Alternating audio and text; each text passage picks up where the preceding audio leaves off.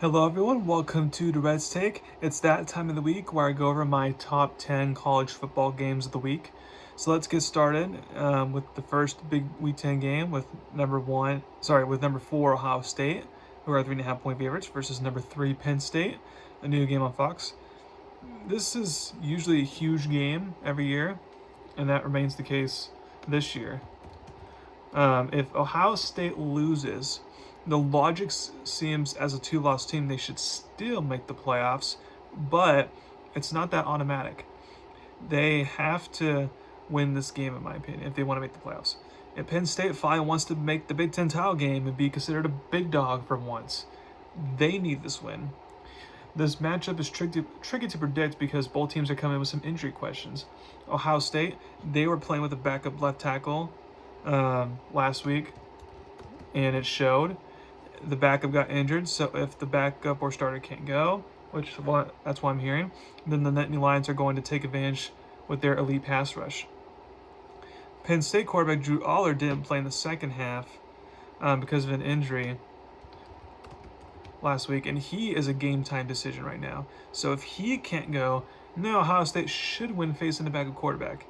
Whatever the under is in this game, you bet on it if you're a bettor. It will be a low-scoring game, but in the end, until Penn State shows me that they're a big dog, I'll roll with the Buckeyes to survive on the road. I have them winning 17-13. Number 2, you got 18 Pittsburgh versus 20 SMU, who are 7.5-point favorites. 8 p.m. game ACC Network. I'm not sure why this game's not on an ABC channel or ESPN channel, but well. But this is a huge game. While Miami and Clemson are the favorites to make the ACC title game, both of these teams being undefeated in the league still have something to say about that. Pittsburgh will get its chance to host Clemson for a tiebreaker later on, but they won't play Miami. So if they lose this game, then it feels like they're out of the ACC title race. SMU doesn't play Miami or Clemson, so if they win, then they're either in or they're in a great position to run the table in the regular season at the very least. I think the game will come down to the wire. SMU had 6 turnovers. You heard me right, 6 turnovers against Duke last week. But yet they found a way to win on the road. And more often than not, because that was only the second game this season I've seen SMU play that bad on offense, turnover-wise.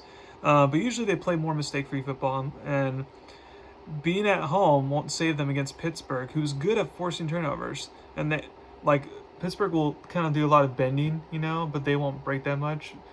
Either that, or they force a lot of turnovers to make the breaking not seem as bad. But like I said, Pittsburgh's good at forcing turnovers, and they have the offensive firepower to make the Mustangs pay for their mistakes. For the Panthers, they haven't played their best football on the road this season, and if the defense can't force turnovers, then I think SMU with their firepower can make this a shootout and an interesting game. If this game were in Pittsburgh, I'd take the Panthers automatically, but since this game's in Dallas, though, I feel SMU will find a way to sneak out a win here and rebound from their embarrassing performance last week. I have SMU winning 34-31. Number 3, you got 19 Ole Miss, 8-point favorites versus Arkansas, a new ESPN game. Ole Miss has to run the table to make the playoffs. With Georgia on the schedule next week, they must avoid a loss. I think this will be a game that comes down to the wire. I think the game will be one with Ole Miss's defensive line. They have a good pass rush, and Razorbacks' offensive line is not great. If Ole Miss can get constant pressure and not let Arkansas quarterback Taylor Green escape the pocket too much, then I think Ole Miss can survive after winning 23-17. Number 4, you got Duke versus number 5 Miami, who are 20-point favorites. New game on ABC. The Canes do have like 2 sleeper road games coming up in the near future, but of their last 4 games, this is the one that actually may be the toughest. Duke is a good defensive team that forces a lot of turnovers. If I had to get, I'm not sure what they are in college football, but if I had to guess, they'd be a top 10, at minimum 20 team in college football forcing turnovers. Canes quarterback Cam Ward will have to play clean football and not be a risk taker like he usually is. Now, if the Blue Devils can't run the ball, then their offense can be stopped. Therefore, Miami's defense for 2 weeks in a row should look pretty decent. I think Duke will force turnovers to make this a closer game than it should be, but Miami finds a way to win and remain undefeated. I have Miami winning 27-21. Next, you got For the fifth game, we got 10 Texas A&M, who are 3-point favorites, versus South Carolina, primetime game on ABC.